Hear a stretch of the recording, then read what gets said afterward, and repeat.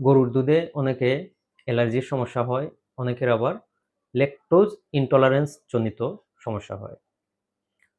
গরুর দুধ পান করার পর অনেকের চুলকানি, শরীরে ফুসকুড়ি ওঠা, হাঁচি-কাশি, গলায় ব্যথা এ ধরনের লক্ষণ দেখা দেয়। অনেকের আবার পেট ফাঁপা, পেট ফুলা, বদহজম, ডায়রিয়া, বমি এই ধরনের লক্ষণগুলো দেখা দেয়।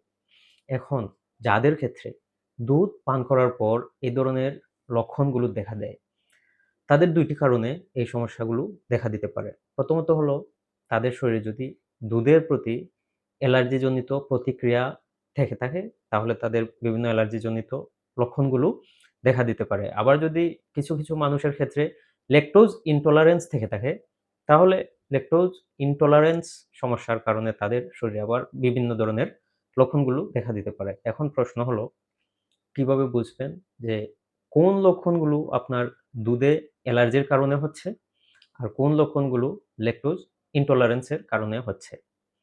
তার উপর দুধে অ্যালার্জি কেন হয় আর ল্যাকটোজ ইনটলারেন্স এর সমস্যাগুলো কেন হয়? প্রথমে আমরা আলোচনা করব যে দুধে অ্যালার্জি কেন হয় এবং এর লক্ষণগুলো কি, কি?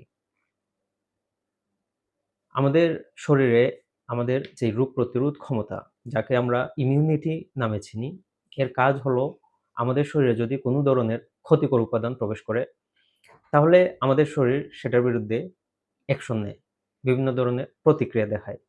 উদাহরণস্বরূপ আপনার শরীরে যদি কোনো ক্ষতিকর জীবাণু প্রবেশ করে, তাহলে আপনার শরীর সেটাকে প্রথমে চিহ্নিত করবে, সেটা যে আপনার শরীরের জন্য ক্ষতিকর। তারপর সেটাকে নিউট্রালাইজ করার জন্য বা সেই জীবাণুকে মেরে ফেলার জন্য শরীরে সে বিভিন্ন ধরনের কেমিক্যাল নিঃসরণ করবে, যার মধ্যে অন্যতম হলো হিস্টামিন।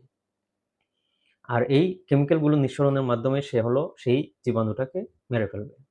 এছাড়া শরীর আরেকটা কাজ করে, সেই জীবাণুর বিরুদ্ধে সে শরীরে বিভিন্ন ধরনের অ্যান্টিবডি নিঃসরণ করে। এই অ্যান্টিবডিগুলো সেই জীবাণুকে চিনে রাখে এবং ভবিষ্যতে যখনই সেই জীবাণু আপনার শরীরে প্রবেশ করে, সাথে সেই অ্যান্টিবডিগুলো অ্যাকশনে যায়।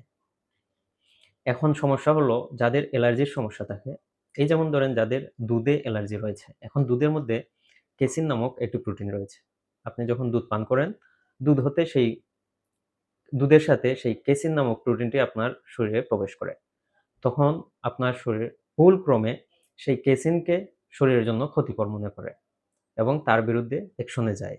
আর সেই অ্যাকশনের অংশ হিসেবে সে হিস্টামিনও নিঃসরণ করে। আর এই হিস্টামিনের কারণেই আপনার শরীরে চুলকানো, শরীরে ফুসকুড়ি ওঠা, ঠোঁট-মুখ ফুলে যাওয়া বা হাঁচি, কাশি, সর্দি এ ধরনের লক্ষণগুলো দেখা দেয়।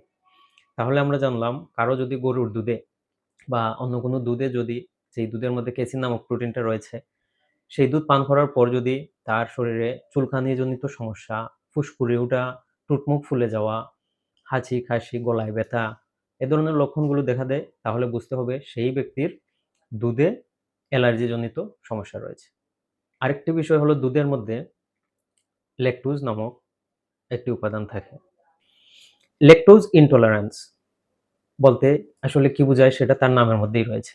ইনটলারেন্স মানে কোনো কিছু সহ্য করতে না পারা।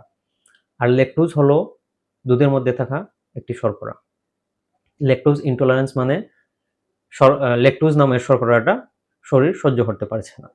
এখন আমাদের শরীরে ল্যাকটেজ নামক এক ধরনের এনজাইম থাকে। এই এনজাইমের কাজ হলো আমরা যখন দুধ পান করি, সেই দুধের মধ্যে থাকা ল্যাকটোজকে ভেঙে হজমে সহযোগিতা করা। এখন যেসব মানুষের শরীরে, বিশেষ করে কিছু মানুষের ক্ষেত্রে দেখা যায় যে তাদের শরীরে ল্যাকটেজ নামক এই এনজাইমটি নাই, অথবা যদি থেকেও থাকে সেটা কার্যকর নয়। আর সে কারণেই এসব মানুষ যখন দুধ পান করেন, সেই দুধের মধ্যে থাকা ল্যাকটোজ হজম হয় না। যেহেতু এই ল্যাকটোজ ইনটলারেন্সের যেই মানুষগুলো, যাদের ল্যাকটোজ ইনটলারেন্স রয়েছে, তাদের শরীরে ল্যাকটেজ নামক একটি এনজাইমের শূন্যতার কারণে, অথবা সেই এনজাইম অকার্যকর, যার ফলস্বরূপ সেই মানুষগুলো ল্যাকটোজ নামক যেই শর্করাটি রয়েছে সেটিকে হজম করতে পারেন না। যার ফলে তাদের বদহজমজনিত বিভিন্ন লক্ষণ দেখা দেয়। সেই লক্ষণগুলো কি? যেমন ধরেন পেট ফাঁপা, পেট ফুলে যাওয়া, ডায়রিয়া হতে পারে, বমি হতে পারে, বমি ভাব হতে পারে।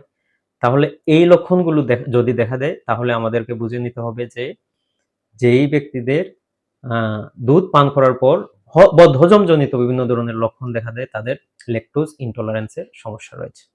এখন একটি গুরুত্বপূর্ণ বিষয় হলো আ গরুর দুধে অ্যালার্জির যেই সমস্যা, সেটা সাধারণত বেশি ক্ষেত্রে শিশুদের ক্ষেত্রেই দেখা যায়। অন্যদিকে ল্যাকটোজ ইনটলারেন্স এর যেই সমস্যা, সেটা বড়দের ক্ষেত্রে বেশি দেখা যায়। আর শিশুদের ক্ষেত্রে যাদের শরীরে দুধে অ্যালার্জিজনিত সমস্যা থাকে, বড় হওয়ার পর অধিকাংশ ক্ষেত্রেই দেখা যায় যে তাদের আর সেই দুধে অ্যালার্জির সমস্যাটা থাকে না। সেক্ষেত্রে যেসব শিশুদের শিশুকালীন সময়ে দুধে অ্যালার্জিজনিত সমস্যা বা লক্ষণগুলো দেখা দেয়, সেইসব শিশুদেরকে দুধ পান করা থেকে বিরত রাখাটাই হলো একমাত্র সমাধান এবং অপেক্ষা করতে হবে হয়তো বড় হওয়ার পর কোনো এক সময় তার দুধের এই অ্যালার্জির সমস্যাটা সমাধান হয়ে যাবে। আর যাদের ল্যাকটোজ ইনটলারেন্স রয়েছে সেটা আসলে সমাধান হওয়ার কোনো সুযোগ নেই। এখন এই ২ টার মধ্যে পার্থক্য কি? অ্যালার্জিজনিত সমস্যার সাথে আমাদের ইমিউনি সিস্টেম জড়িত।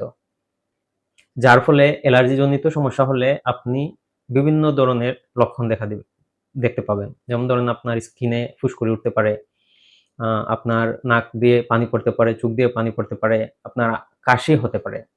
কিন্তু ল্যাকটোজ ইনটলারেন্স এর সমস্যাটা হলো শুধুমাত্র আমাদের খাদ্য গহ্বরের সাথে জড়িত।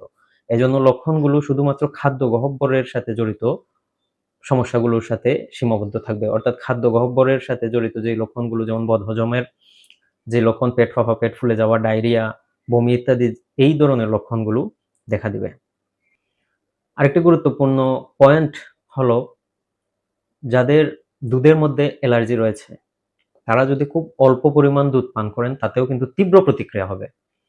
কারণ আমাদের ইমিউনি সিস্টেম যখন অল্প পরিমাণ দুধের প্রোটিনও সে আমাদের শরীরে উপস্থিতি সে টের পাবে, সে কিন্তু রিঅ্যাকশনে যাবে এবং প্রতিক্রিয়া দেখাবে।